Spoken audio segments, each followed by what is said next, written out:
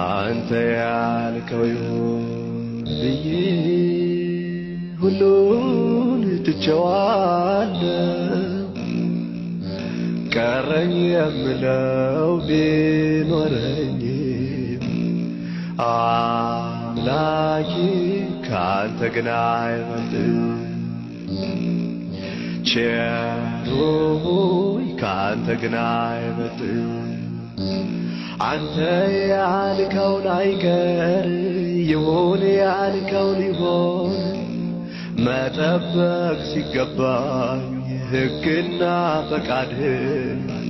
ታዲያ ለምን ይሆን ያስጨነቀኝ ታዲያ ለምን ይሆን ያስጨነቀኝ ከእንግዲህ በኋላ እኔ አልጨነቅም ለበጎ ነውና